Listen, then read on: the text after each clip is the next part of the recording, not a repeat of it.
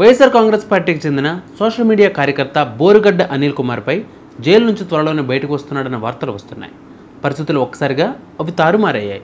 ముఖ్యమంత్రి చంద్రబాబు, ఉప ముఖ్యమంత్రి పవన్ కళ్యాణ్, మంత్రి లోకేష్లను కుటుంబ స్థాయిలో తీవ్రంగా దూషించిన కేసులో ఆయన అరెస్ట్ అయ్యారు. అనంతరం కోర్టు తాజాగా ఈ కేసులో షరతులతో కూడిన బెయిల్ మంజూరు చేసినప్పటికీ బోరుగడ్డకు విడుదల దాదాపుగా అసాధ్యంగా మారింది. ఎవరు అంటున్నారు సై అని? చంద్రబాబు నాయుడు సై అంటున్నారు.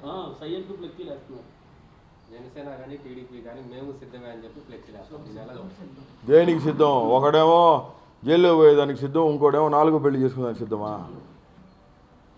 చెప్పాలా? దేనికి సిద్ధం? ఉత్తత్త పుత్రుడేమో బిర్యానీలు తిని ఢిల్లీకి పోయి తాయి మసాజులు చేయించుకుంటూ ఉంటాడు రఘురామకృష్ణరాజు ఇంట్లో. ఇంకొక పుత్రుడేమో రోడ్ల మీద పడుకునేదానికి సిద్ధం, ప్యాకేజీ తీసుకొని హోటల్స్కి అటు ఇటు తిరిగేదానికి సిద్ధం, కార్వానుల్లో ఆడపిల్లల్ని పాడు చేసేదానికి సిద్ధం దత్తపుత్రుడు. దీనికి సిద్ధం. చంద్రబాబు నాయుడు దేనికి సిద్ధం? కాటికి సిద్ధం లేదా జైలుకి సిద్ధం. ఇది తప్ప వీళ్ళందరికీ ఒక రంకుమొగుడు వచ్చాడు బాస్.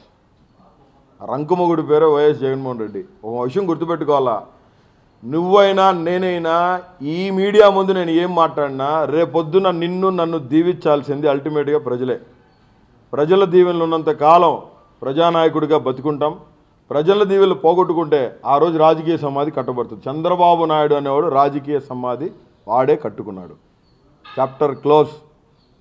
ఇప్పటికే సర్కిల్ ఇన్స్పెక్టర్ను బెదిరించిన కేసులో 4 సార్లు రిమాండ్ విధించగా ఇప్పుడు నకిలీ మెడికల్ సర్టిఫికేట్ వ్యవహారం ఆయనకు పెను ఇబ్బందిగా మారింది.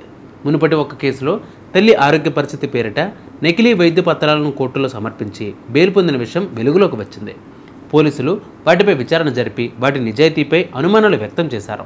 ఆసుపత్రి డాక్టర్లు ఇచ్చిన నివేదికలో అవి అసలైనవి కావని తేలడంతో మరో కేసు నమోదైంది. ఇటీవల హైకోర్టు కూడా బోరుగడ్డ తీరు పట్ల తీవ్ర అసహనం వ్యక్తం చేసింది.